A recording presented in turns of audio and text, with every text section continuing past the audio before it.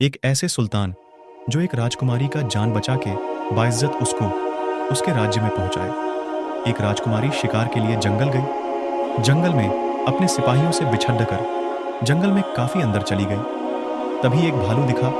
उस भालू पर निशाना लगा रही थी कि भालू राजकुमारी को देख लिया। भालू राजकुमारी की तरफ भगा। तभी राजकुमारी के पीछे से एक तीर जाकर भालू को लगा। भालू मारा गया। राजकुमारी ने पीछे देखा तो एक नौजवान शख्स, वो शख्स अपनी नजरों को नीचे रखकर पूछा, आप यहाँ क्या कर रही हैं? राजकुमारी ने कहा, शिकार के लिए आई हूँ। अपने सिपाहियों से दूर चली आई। शिकार की तलाश में आप कौन हैं? किसी फौज के सिपह सालार लग रहे हैं।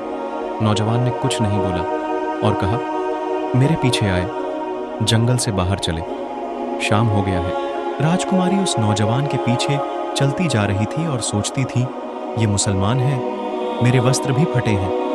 मन ही मन राजकुमारी खौफ भी खाती थी, लेकिन ये सोचती थी कि अभी तक ये हमें नजर उठाकर देखे भी नहीं है। ये नेक शख्स मालूम होते हैं। ये सोचते हुए राजकुमारी उस शख्स के पीछे चलती जा रही थी। कुछ देर चलने के बाद अंधेरा हो गया। उस शख्स ने एक जगह रुक के कहा, आप ये चादर ले लें, यहाँ आराम करने के बाद चलेंगे।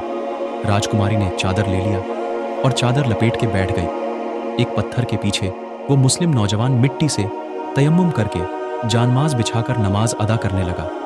कुछ रात जाने के बाद उस शख्स ने अपना खंजर निकालकर अपने पैर में एक घाव बना लिए। जब भी नमाज के दौरान उस शख्स को नींद आता तो पैर में जो घाव था उसे खंजर से कूट ढेरने लगते। राजकुमारी ये देख के हैरान थी और सोचती थी, मुझे पाने के लिए राजकुमारों की भीड़ लगी रहती है। यहाँ ये हमें अभी तक नजर उठा के भी नहीं देखे हैं। भोर हुआ, फिर चलना शुरू किए और जंगल से बाहर आए। राजकुमारी का राज्य आया। फिर वो शख्स कहे, आप जाइए, अब मैं जा रहा हूं। राजकुमारी ने बोला, सुने, मैं अकेली थी, वस्त्र फटा हुआ था, आप चाहते तो कुछ भी कर सकते थे, लेकिन आपने मौका गवा दिया। उस शख्स की आंख में आंसू आ गए और कहा, इस्लाम हमें जीना की इजाजत नहीं देता है। अगर मैं जीना कर लेता तो अपने रब के बारगाह में कैसे जाता, अपने रसूल के सामने कैसे जाता। ये कहने के बाद जाने लगे। फिर राजकुमारी ने रोका और कहा, अपने फौज का आला अधिकारी बनाऊंगी, अपने पिता से कह के। फिर वे शख्स मुस्कुराए और वे शख्स बोले, आप जाइए, मैं महमूद गजनवी हूं, इतना कहना था।